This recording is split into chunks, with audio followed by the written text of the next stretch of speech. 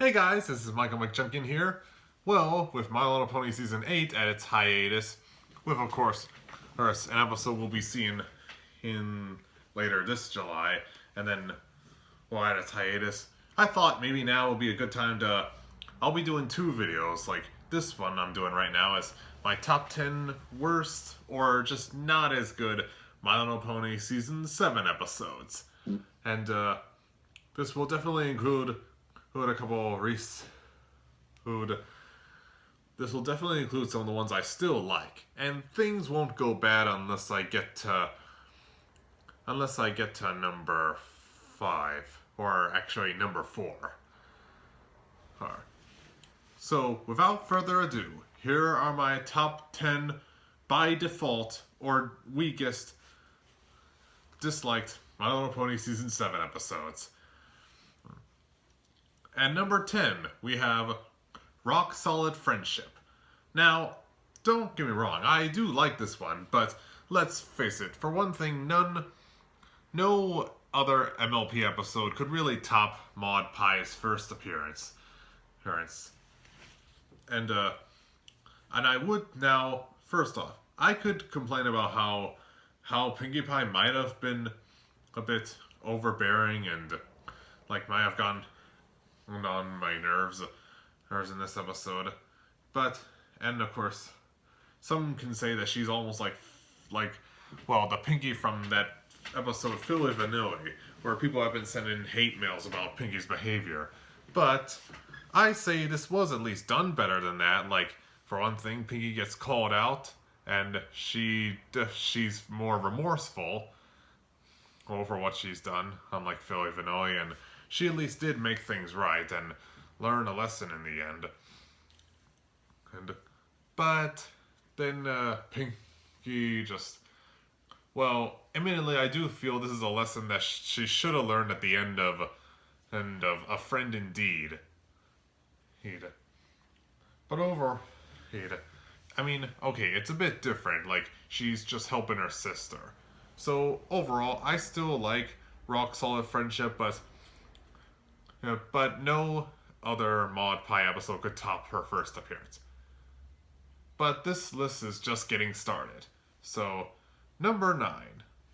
At number 9, a Hard to Say Anything. Now, I thought it was still... Again, I thought this was a cute episode. Especially really for Big Macintosh and his attempts to try to impress a girl he likes in this named Sugar Belle.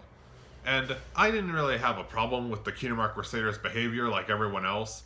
I mean, sometimes things in Equestria have seemed to have become like a fairy tale, and even Big Mac does say, "But Sugar Belle's not a fairy tale, princess. She's a real pony. She works hard and is sweet and nice." Now, but my nitpick might have, aside from a bit of Sweetie Belle's behavior and the fact that the CMC he might not have really learned their lesson, I could also nitpick about this Justin Bieber pony. Yeah, I know he has a name, but I'm just gonna call him Justin Bieber pony, even though he's voiced by Vincent Tong. But the biggest I just know that many people are gonna feel like their headcanons have been destroyed. Especially when I wonder, what was the point of all the Big Mac and Cheerly scenes in the background? Or that scene with Cheerly fainting in the episode Philly Vanilli? Okay. And, not to mention, I just know everyone will think their headcanons are destroyed.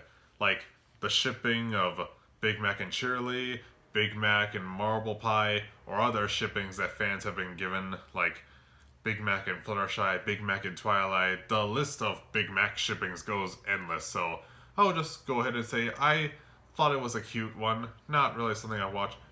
Well, I'll also say that song, the whole song mashup that Vincent Tong and Big Mac sang back to back, it did feel more like someone was trying to...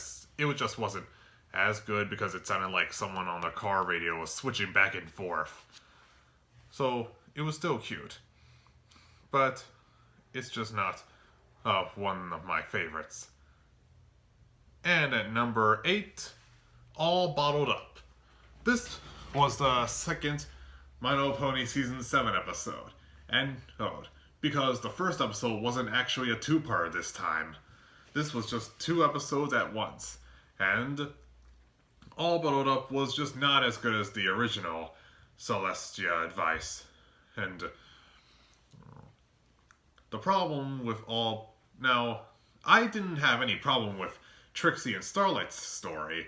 It does teach a lesson about how you should not bottle up your anger so much. You have to let it out, like, admit your feelings, and because, well, otherwise, it's alright to admit and be honest with them, and just tell them how you feel. I mean, and not to mention, I didn't have a problem with Trixie's behavior, because she does at least get her comeuppance, thanks to some of the ponies who were possessed by Starlight's anger that was thanks to Starlight's cloud of anger that was broken out of the bottle. But the problem I had with All Bottled Up would have to be like the subplot with the main 6, and of course the way it goes back and forth between them. It did get annoying, and the main 6's plot felt pointless. I mean, I get it. They were trying to give a parallel, saying how similar lines they have to Starlight and Trixie's, but not only was their subplot kind of, dumb, especially when it's just, and then they start messing around and just such lines like, "I've got the key," and like playing some game at a hotel. I didn't really care for this. And not to mention the song they sing, like, best friends till the end of time.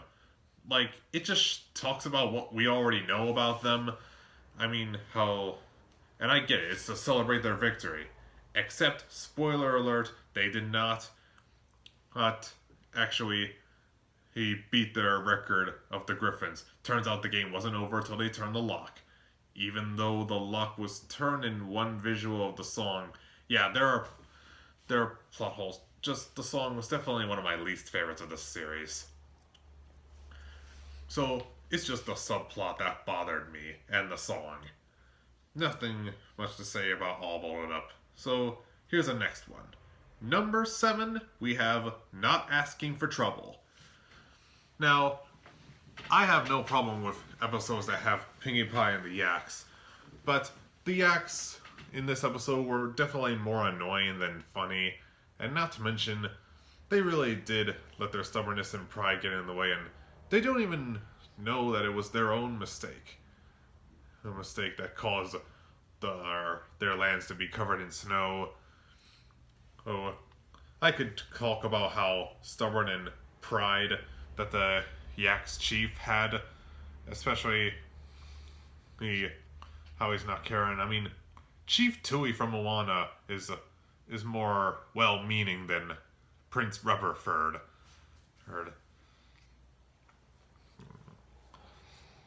Now, the only saving grace for not asking for trouble would have to be Pinkie Pie and her humor, especially how she interacts with the Yaks. And of course her smart remarks, and her humor, and obviously, and even that bit where Twilight and Applejack say, "Is it like we have to help the Yaks, and that's why we have to help the Yaks?" Thanks. Isn't that what I said? "Just go with it, hun," says Applejack.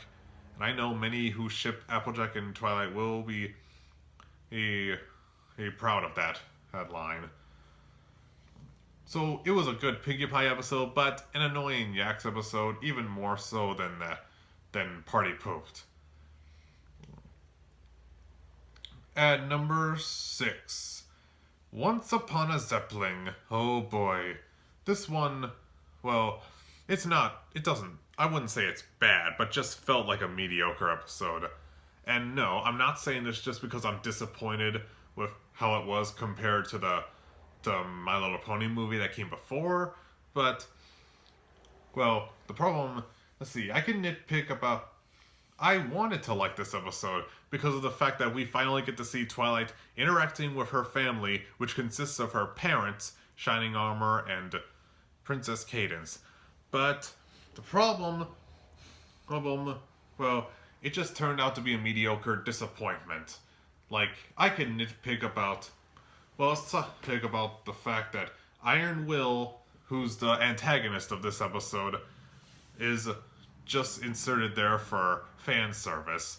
And especially since Iron Will wasn't really that much of a villain in putting your hoof down. He was just more of an assertive type.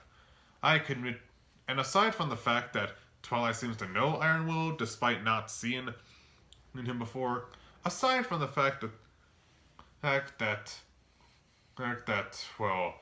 Twilight's parents don't look as elderly or any older than Twilight, like any older than before. Aside from the fact that we had to sit through that joke that was overly long of Shining Armor getting air sick, which got old and wasn't as even any funny. Well, the other complaints would be how we have to see Twilight Sparkle go through all this trouble. And I'll admit, I do get what they're trying to teach. Like, when it comes to Princess Twilight, it's just like Hayden said, it sometimes can be hard to know when to draw the line. But then, well, and I don't know if it really makes up for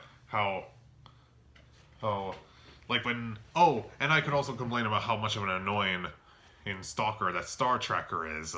That fan pony who became the prize winner, and that prize is he has to spend a day with Twilight. And honestly, alright, I'll admit he did, at least. I mean, I get they're trying to make fun of us fans, but it just didn't seem as funny to me. And then, of course,